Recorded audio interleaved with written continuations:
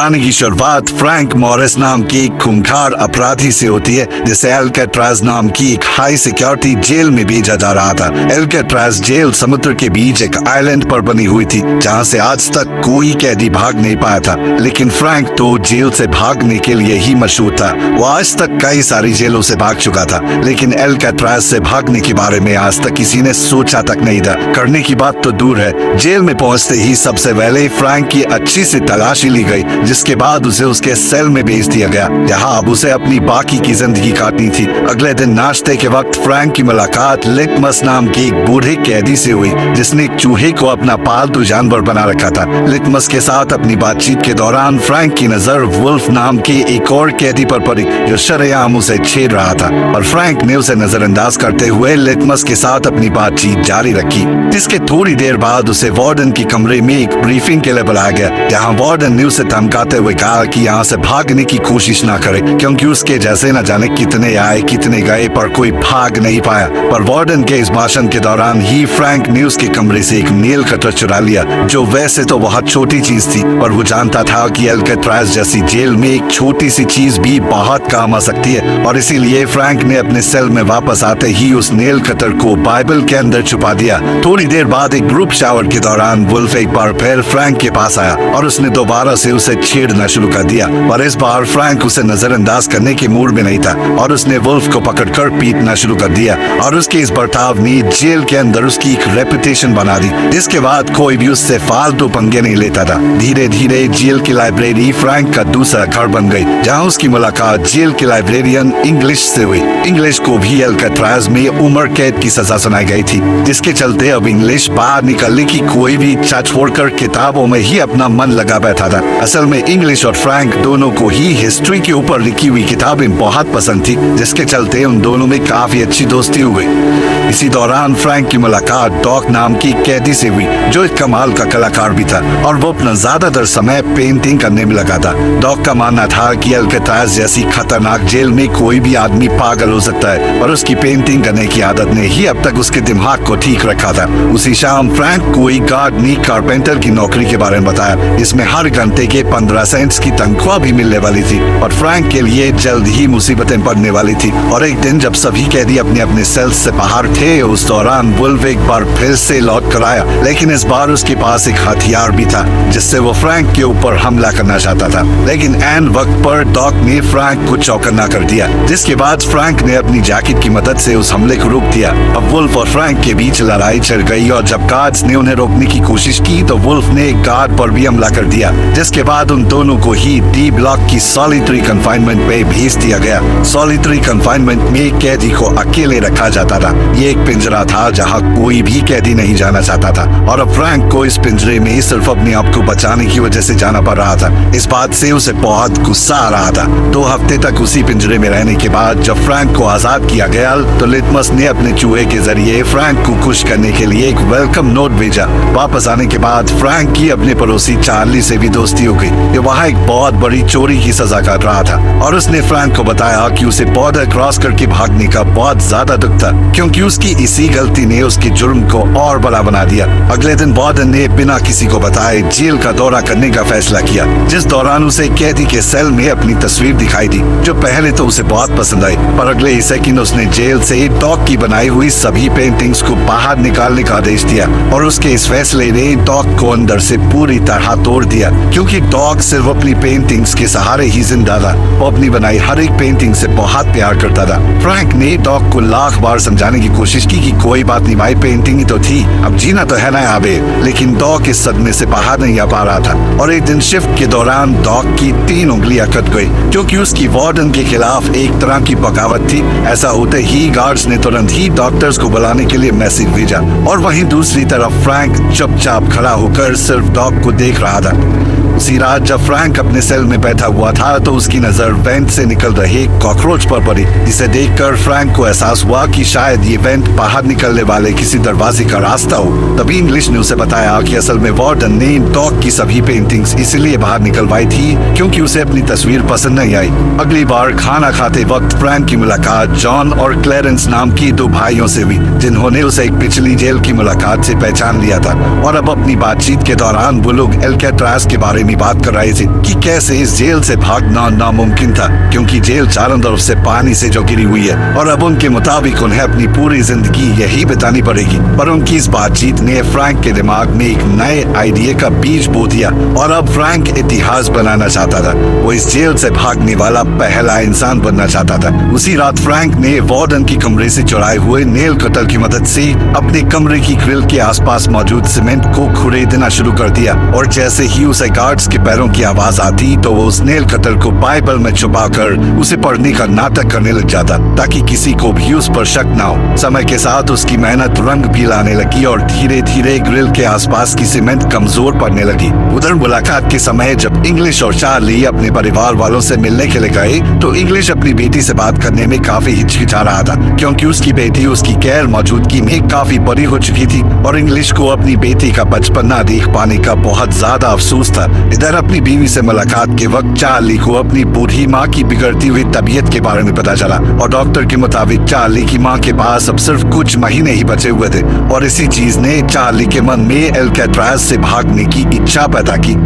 अगली सुबह नाश्ते के दौरान फ्रैंक ने जॉन और चार्ली के सामने अपना जेल से भागने का प्लान रखा। फ्रैंक के मुताबिक खारे पानी और हवा ने जेल की इमारत को काफी कमजोर कर दिया था, जिसके चलते वो लोग सीमेंट को कुरेद कर वेंटिलेशन ग्रिल्स को निकाल सकते हैं, जिसके बाद वो उन्हीं ग्रिल्स से होते हुए पाइपलाइंस तक पहुंचकर वहां से भाग जाएंगे। पर बात अभी भी वही अटकी हुई थी कि जेल से तो निकल जाएंगे, समुद्र पार कैसे करेंगे। इस पर फ्रैंक ने कहा कि क्लेरेंस जेल के कपड़ों के डिपार्टमेंट में काम करता है, तो वो वहां से एक एक करके कभी रेनकोट और थोड़ी बहुत रबड़ सीमेंट चुरा सकता है। इस सब की मदद से मुझे लाइफ बोट और लाइफ जैकेट बनानी आती है। भरोसा करो मेरे ऊपर। फ्रैंक का प्लान सभी को काफी पसंद आया और उन सभी ने एक साथ मिलकर इस प्लान पर काम करने का फैसला किया। उस रात फ्रैंक हर रोज की तरह अपने सेल में सीमेंट को निकालने में लगा हुआ था और इस बार चार्ली भी उसके साथ था, जो अपने सेल से बाहर नजर रखे हुए था ताकि किसी गार्ड को उनके प्लान के बारे में पता न चले। इधर फ्रैंक का काम तो हो रहा था, पर नेल कटर छोटा होने की वजह से उसको चलाने में बहुत ज्यादा समय लग रहा था और मेहनत भी बहुत ज्यादा हो रही थी।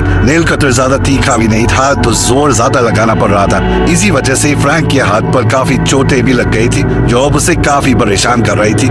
इसीलिए अगली सुबह उसने सभी को इस परेशानी के बारे में बताया और अब उनके मुताबिक उन्हें एक बड़े और ज्यादा ताकतवर हथियार की जरूरत थी। पर तभी फ्रैंक की नजर अपनी चम्मच पर पड़ी और उसने तुरंत ही अपनी चम्मच को जूते पर खींचकर गंदा कर दिया, जिसके बाद उसने गार्ड को बुलाकर चम्मच गंदी होने की शिकायत की। बाकी लोगों ने भी उसका साथ देते हुए गार्ड से चम्मच बदलने की रिक्वेस्ट की। गार्ड को भी इसमें कोई गलत चीज नहीं लगी और उसने बड़ी आसानी से उनको चम्मच बदलने के लिए हामी भर दी। पर जैसे ही वो लोग चम्मच बदलने के लिए फ्रंट डेस्क पर गए तो जॉन ने वहां मौजूद गार्ड को अपनी बातों में उलझा लिया, जिसका फायदा उठाकर फ्रैंक ने एक एक्स्ट्रा चम्मच अपनी जेब में डाल ली। पर उसके लिए इतना काफी नहीं था और इसीलिए उसने लिटमस से अपने हिस्से की 20 दिन की मिठाई के बदले में बाकी सामान इकट्ठा किया, जिसके बाद फ्रैंक ने चम्मच पिघलाकर नेल कटर और सिक्के के साथ जोड़कर एक नया औजार बनाया, जो नेल कटर से काफी ज्यादा कारगर साबित हुआ।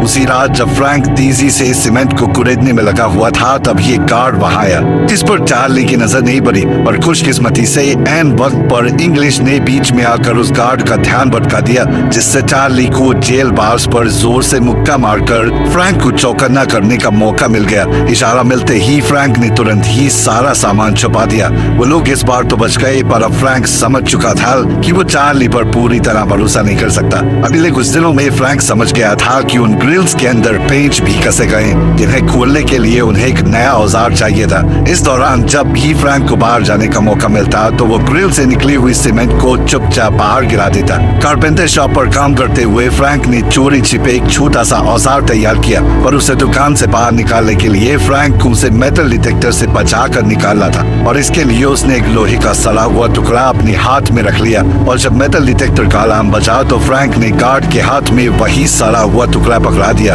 जबकि उसका असली औजार उसके जूतों में था।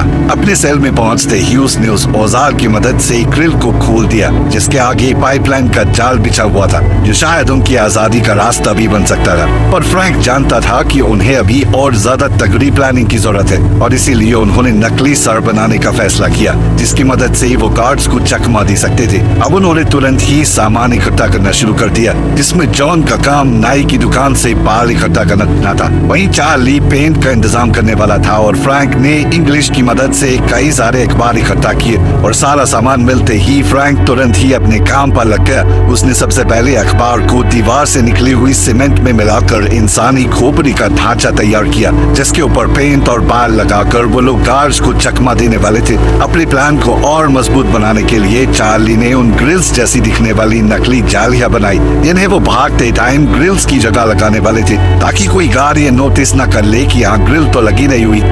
एक रात फ्रैंक ने अकेले ही ऊपर जाने का फैसला किया, जिसके लिए उसने उस नकली खोपड़ी और नकली ग्रिल का इस्तेमाल किया। पर पाइपलाइन से ऊपर पहुंचने के बाद फ्रैंक को एक लोहे का दरवाजा दिखाई दिया, जिस तक वो अकेला नहीं पहुंच सकता था। और ठीक उसी वक्त एक गार्ड सभी सेल्स का राउंड मार रहा था, और जब वो फ्रैंक की सेल के पास पहुंचा तो उसे शक तो हुआ, पर इसके बावजूद भी वो लोग किसी तरह से बच गए। लेकिन अब उन्हें समझ आ गया था कि उनकी प्लान में कुछ बदलाव की जरूरत है। अगली सुबह फ्रैंक और चार्ली ने पिछली रात हुए हादसे के बारे में बात की, और तब तक जॉन और क्लेरेंस ने भी अपनी अपनी नकली खोपड़ी बना ली थी, जिसके बाद सभी ने इसी प्लान के साथ आगे बढ़ने का फैसला किया। उसी रात जॉन और चार्ली एक बार फिर से उसी लोहे के दरवाजे के पास गए और एक दूसरे की मदद से वो लोग दरवाजे तक पहुंच गए, जिसे पकड़ते ही उन्हें एहसास हुआ कि वो लोग इस दरवाजे को काट सकते थे, और इसके लिए उन्हें काफी एडवांस टूल्स की जरूरत थी।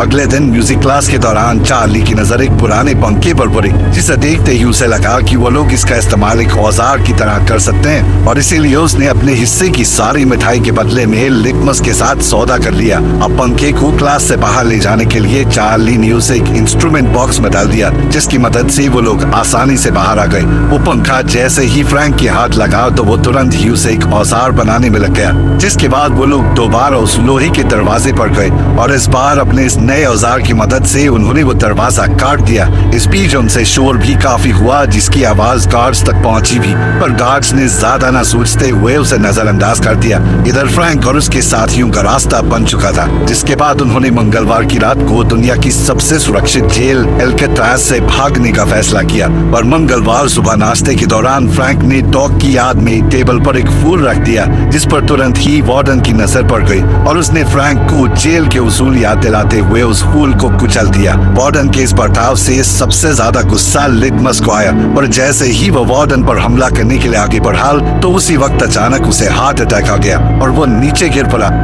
थोड़ी देर बाद वार्डन ने अचानक फ्रैंक की सेल की तलाशी ली, पर उसे वहाँ कुछ भी नहीं मिला, जिसके चलते वो काफी नाराज था, और उसने इसी नाराजगी में चार्ली और फ्रैंक का सेल बदलने का आदेश दे दिया। उधर वुल्फ भी सॉलिटरी कन्फाइनमेंट से आजाद हो चुका था, और अब वो दोबारा फ्रैंक पर हमला करने के लिए पूरी तरह से तैयार था। और जैसे ही वो हमला करने के लिए आगे बढ़ा तो इंग्लिश ने उसे बीच में पकड़ लिया। उस रात फ्रैंक, जॉन, चार्ली और क्लेरेंस ने पाइप में मिलने का फैसला किया, लेकिन फिर ऐन वक्त पर चार्ली काफी ज्यादा घबरा गया और उसने प्लान में शामिल ना होने का फैसला किया। लेकिन बाकी तीनों बिल्कुल अपने प्लान के मुताबिक आगे बढ़ रहे थे, और इधर चार्ली की आंखों के सामने से उसकी आजादी का सपना दूर होता जा रहा था। उधर उस दरवाजे को पार करते हुए फ्रैंक और बाकी लोग छत तक पहुंच गए थे, जहां उन्हें सर्च लाइट से बचना था। उधर चार्ली ने भी आखिरकार जेल से भागने का मन बना लिया, जिसके बाद वो पूरी रफ्तार से पाइपलाइन से होता हुआ उस लोहे के दरवाजे तक पहुंचा, पर अब वो अकेला उस दरवाजे को पार नहीं कर सकता था, जिसका मतलब था उसने अपनी आजादी का मौका अपने डर की वजह से गवा दिया। वहीं दूसरी तरफ सर्च लाइट से बचते बचाते ही फ्रैंक, जॉन और क्लेरेंस जेल की दीवार तक पहुंच गए। उन्होंने देखा कि कहीं आसपास कोई है तो नहीं, और फिर वो चुपचाप दीवार को पार करके जेल से बाहर आ गए। अब वो तीनों कैदी एक रोड को पार करते हुए समुद्र के किनारे तक पहुंच गए थे। वो अच्छे से जानते थे कि किसको क्या करना है, और तीनों शांति और तेजी से अपना काम कर रहे थे।